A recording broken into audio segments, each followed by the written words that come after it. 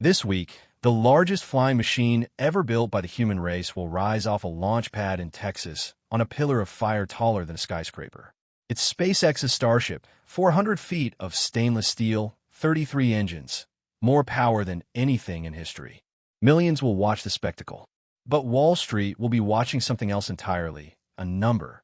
Because hidden inside this rocket is one of the boldest economic bets ever made, a bet measured not in horsepower, but in dollars per kilogram.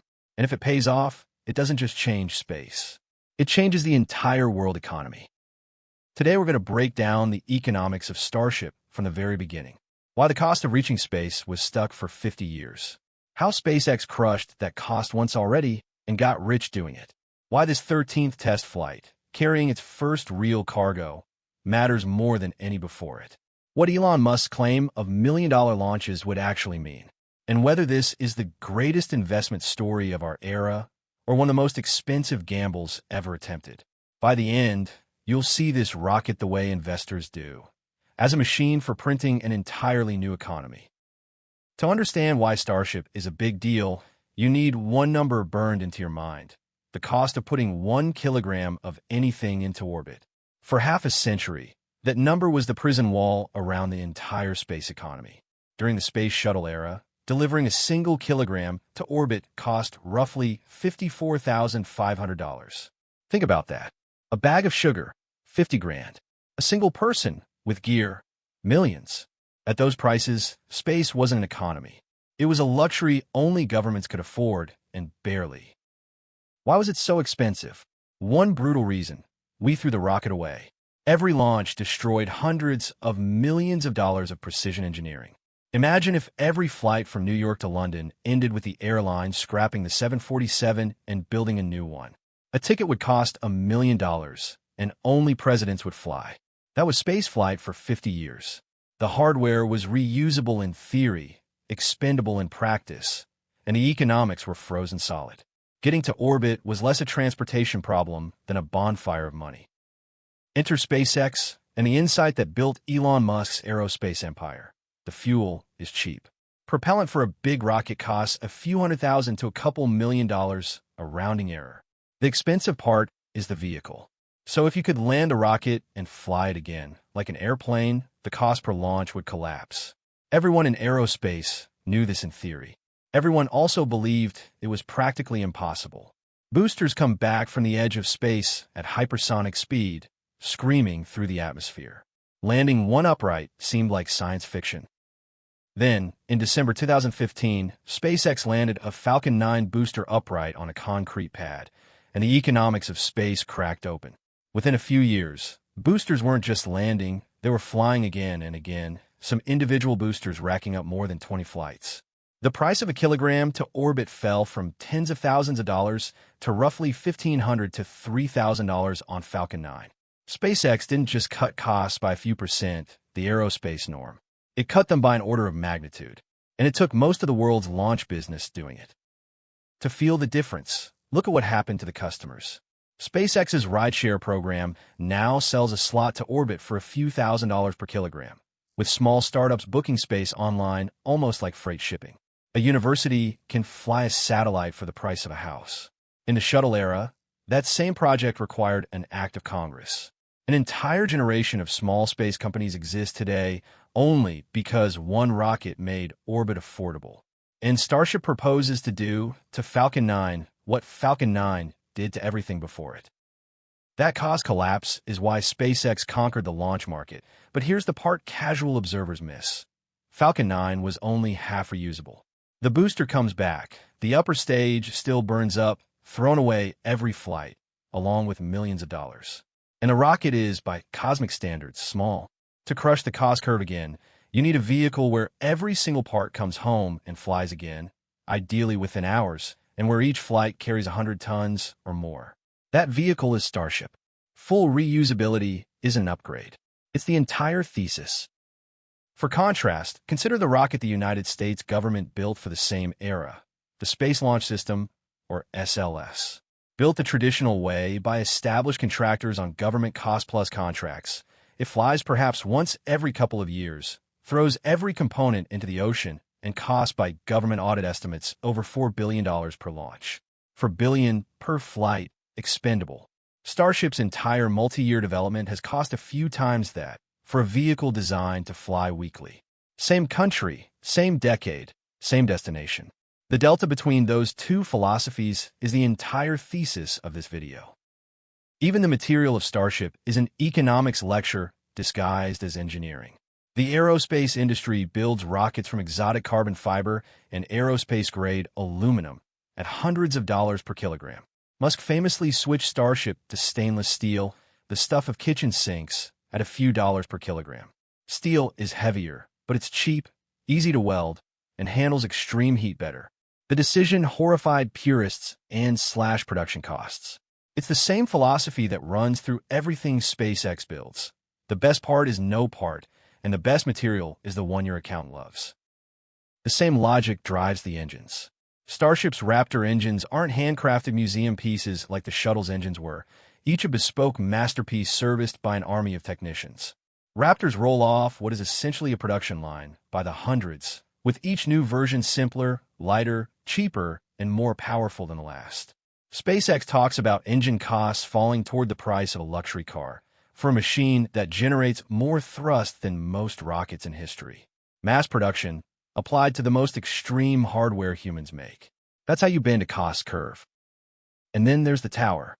Instead of landing on legs, the Starship booster flies back to the launch site and is caught in midair by giant mechanical arms attached to the launch tower, nicknamed chopsticks. Why? Economics again. Landing legs add weight, and weight is payload, and payload is revenue. Catching the booster at the pad means it can be inspected, res-tacked, refueled, and theoretically flown again the same day. The dream has a name: rapid reusability. An airline schedule for a skyscraper-sized rocket. That single idea is worth more than every other innovation combined. So what happens to the cost per kilogram if all of this works? The targets are almost absurd. A fully loaded Starship carries 100 to 150 tons to orbit. Musk has theorized that a mature Starship launch could eventually cost SpaceX as little as $1 to a few million, mostly fuel and operations.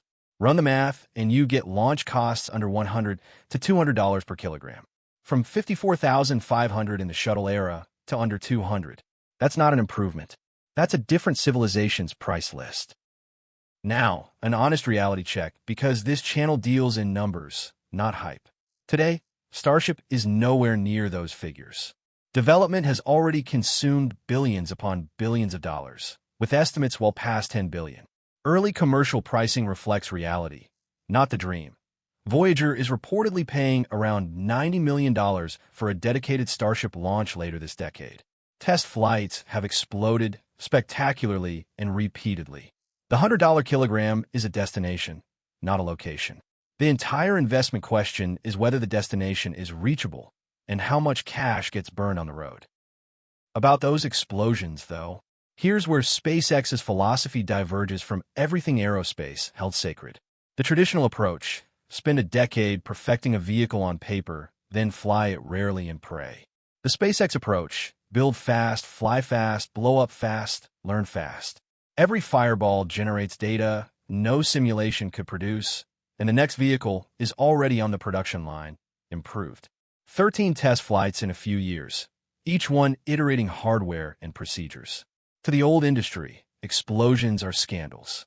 To SpaceX's accountants, they're tuition. And judged by Falcon 9's track record, the tuition pays. Which brings us to this week's flight, the 13th, and why it matters more than the 12 before it. This launch, using the newest generation of booster and ship, isn't just another test hop. For the first time, Starship is carrying real cargo, a batch of next-generation Starlink satellites, the new V3 models. That word, cargo, changes everything. Test flights cost money. Cargo flights make money, or at least they start the transition from science project to delivery truck. The world's biggest rocket is about to clock in for its first day of actual work. And the cargo itself is the key to the entire business model. So let's talk about Starlink, the money engine hiding inside the rocket company. Starlink is SpaceX's satellite internet constellation. Thousands of satellites blanketing the planet in broadband, serving millions of subscribers, homes, ships, airlines, militaries, paying monthly in over 100 countries. Analysts value Starlink alone in the hundreds of billions. It is, by most accounts, the main revenue machine of the entire company and one of the fastest-growing subscription businesses on the planet. Here's the beautiful, brutal loop at the heart of SpaceX's empire. Cheaper launch makes Starlink satellites cheaper to deploy. More satellites mean more capacity, more subscribers, more monthly revenue. That revenue funds Starship development. And Starship, once flying, launches the new V3 satellites, each one so large and capable that only Starship can carry them efficiently, making Starlink service better and cheaper still. Every part of the machine feeds the next. Economists call it vertical integration. Competitors call it terrifying. It's a flywheel where the rocket subsidizes the internet, and the internet pays for the rocket. And the newest Starlink generation carries a feature that turns the flywheel supersonic, direct to cell. The latest satellites can talk straight to ordinary smartphones. No dish, no special hardware, meaning the addressable market quietly expands from households willing to mount an antenna to every phone owner on the planet who ever loses signal. Partnerships with major carriers already beam text from space to standard phones in dead zones. Every leap in satellite size and power, the exact leap only Starship enables, makes that space-based cell tower more capable. The rocket isn't just launching internet anymore. It's launching the world's tallest cell network. This flight carrying V3 satellites is that flywheel visibly clicking into place.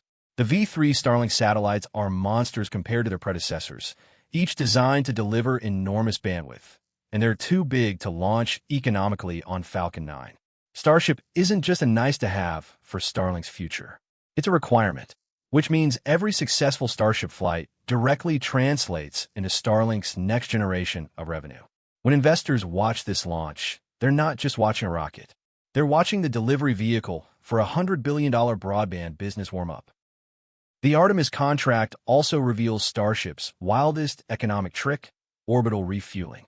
To send a fully loaded Starship to the Moon or Mars, SpaceX plans to launch tanker Starships, perhaps 10 or more per mission, that transfer propellant to the main ship in orbit, like aerial refueling for spacecraft. Insane? Only until you remember the economics. If each tanker flight costs a few $1 million instead of a few $100 million, brute forcing deep space with cheap fuel runs becomes cheaper than engineering exotic lightweight miracles. Reusability doesn't just cut costs. It changes which strategies are even thinkable. Behind the launches sits another quiet weapon, the factory. Starbase in Texas isn't a laboratory that occasionally produces a rocket.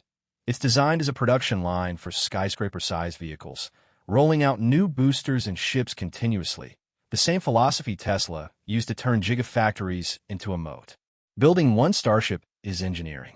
Building a Starship every few weeks is economics, because iteration speed, replacement cost, and launch cadence all flow from how fast the factory hums. In the end, the company with the best rocket factory beats the company with the best rocket. There's also a government customer with billions on the table, NASA. The agency has bet its flagship program on this vehicle, awarding SpaceX roughly $3 billion to turn Starship into the lunar lander that returns American astronauts to the moon's surface under the Artemis program. That contract isn't just revenue. It's validation. The world's premier space agency staking its crown jewels on Starship working. And it comes with brutal technical requirements, like refueling Starship in orbit, that push the program forward on someone else's schedule. Government money, private speed. Now zoom out to the biggest question. What does a world with $100 per kilogram launch actually look like? This is where the trillion-dollar language stops being hype and starts being math. At $50,000 a kilo, almost nothing makes sense in space. At $100, entire industries suddenly pencil out.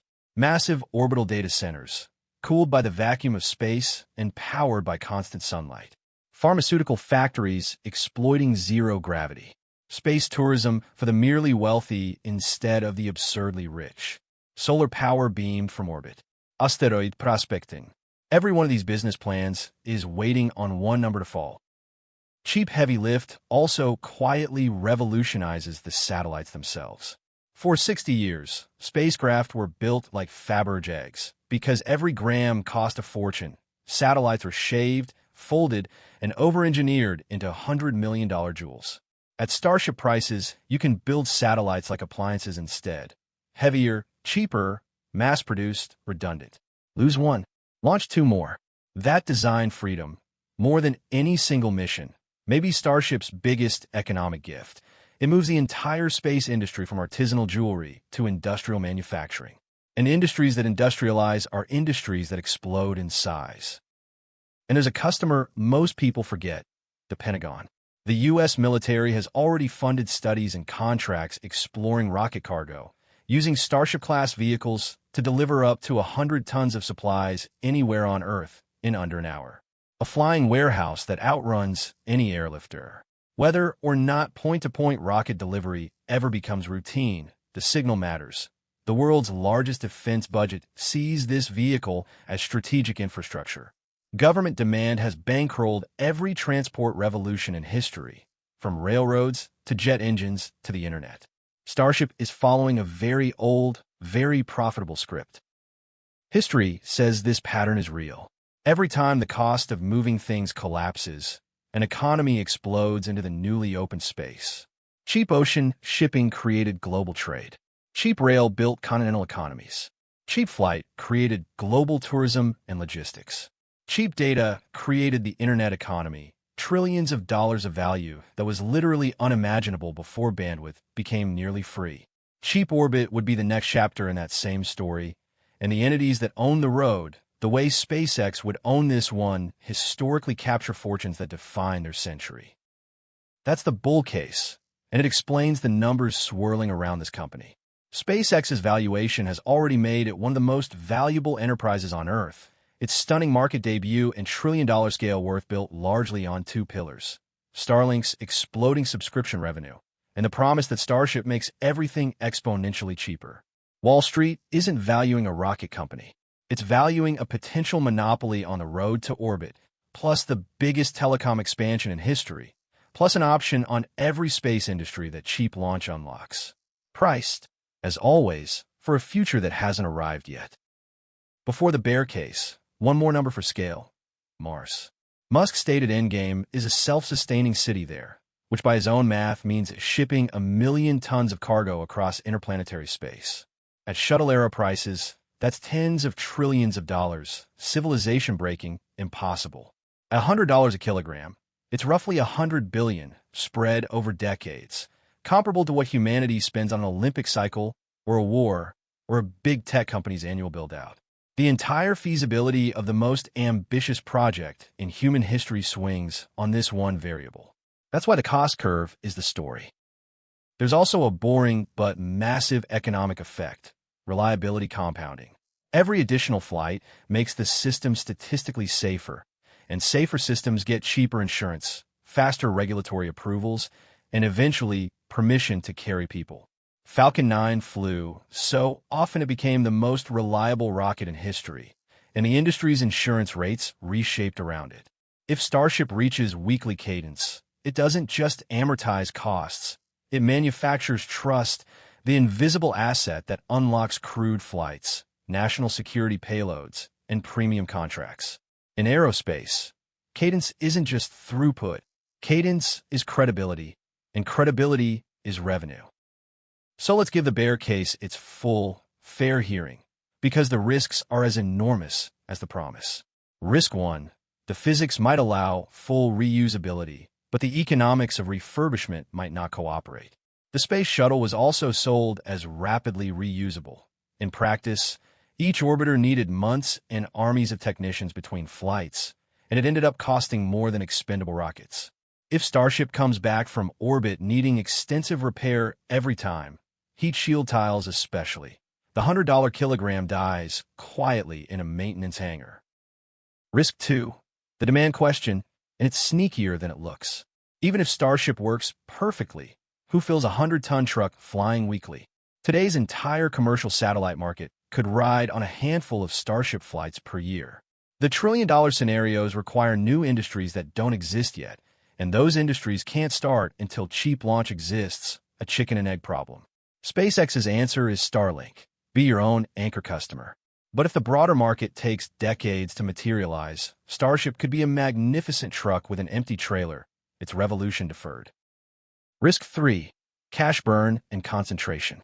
Starship development consumes billions per year, and the program's timelines have slipped repeatedly, as must timelines do. The company's fate is deeply tied to one man's focus, spread across multiple empires, and to Starlink's continued growth covering the burn. And looming over everything, competition is waking up. Blue Origin's giant rockets are flying. China is pouring national resources into reusable launchers, with the explicit goal of not letting one American company own the road to space. First-mover advantages are real. So, is the history of first movers who stumbled. Now let's pull out the money lessons, because Starship's economics teach principles that apply far beyond rockets. Lesson 1. The biggest fortunes come from collapsing a cost curve, not from inventing something new. SpaceX didn't invent rockets. It made them radically cheaper and captured the entire market. Ford didn't invent cars. Amazon didn't invent shopping. Look at any industry and ask, what's the absurdly expensive input everyone accepts as normal? Whoever crushes that cost owns the next decade. Cost collapse is the most underrated form of innovation there is. Lesson 2. Own the flywheel, not just a product. SpaceX's genius isn't the rocket or the satellites alone. It's the loop where each one makes the other more profitable. The launch business feeds the internet business feeds the launch business. When you evaluate any company or build your own, look for these self-reinforcing loops. Products that generate customers for other products. Revenue that funds moats that protect the revenue. A great product can be copied. A spinning flywheel, where every part strengthens the others, is nearly impossible to attack from outside. Lesson 3. Iteration speed is a financial weapon. SpaceX turned explosions, the most expensive-looking failures imaginable, into the cheapest possible education, because each failure arrived fast, early, and with a replacement already built. The traditional approach spends years avoiding small failures and then suffers catastrophic, unfixable ones. In investing, in business, in careers, the same rule holds. Small, fast, survivable failures compound into unbeatable knowledge. The most dangerous strategy is the one that can't afford to be wrong, ever. Design your bets so you can lose small and learn big. Lesson 4. Watch infrastructure, because infrastructure decides everything downstream. The railroads shaped which American cities thrived. The interstate highways built the suburbs. Broadband built the app economy. Whoever is laying this era's roads, cheap orbit, artificial intelligence compute, energy storage, is quietly deciding which industries and fortunes become possible next. As an investor or entrepreneur, you don't have to build a road, but you profit enormously by understanding where the new road goes and setting up shop along it before the crowd arrives. Starship is a road. The question is what gets built beside it. A practical note for investors watching all this: you don't have to bet on the rocket itself to bet on the road. Every transport revolution enriched its suppliers and its neighbors, the steel makers beside the railroads, the component firms behind the jet age. The cheap orbit era has its own picks and shovels, satellite component makers, ground station operators, space data firms, the industries that grow no matter whose rocket wins. When a new road is being paved, remember there are two ways to profit: own the road, or own the businesses that only exist because the road does. In Lesson 5, separate the dream from the current price tag. Starship may absolutely change civilization and still be a poor investment at the wrong valuation. That's the .com lesson wearing a spacesuit. The internet changed everything. Most 1999 internet stocks still lost money for a decade. Revolutionary technology and rewarding investment are two different claims that require two different analyses. Love the rocket, admire the mission, and then, separately, coldly, do the math on what you're paying for which future. The universe rewards dreamers. Markets reward dreamers who can count. So this week, when that 400-foot machine lifts off from Texas, carrying its first working payload toward orbit, watch it twice. Watch it once as a human being, because a skyscraper riding fire into the sky is one of the most awe-inspiring things our species has ever done. Then watch it again as an investor. A vertically integrated money machine testing whether the cost of reaching space can fall another hundredfold, with a broadband empire riding in its cargo bay and $1 trillion of hypothetical industries waiting on the result. Either way, you're watching history. The only question is which kind. Because that's the real stake of Starship, bigger than SpaceX, bigger than Musk, bigger than any single flight. For all of human history, space has been a place we visit at ruinous expense. Starship is a bet that it can become a place we work, an economy, with freight rates and delivery schedules and profit margins. Bets like that fail more often than they succeed.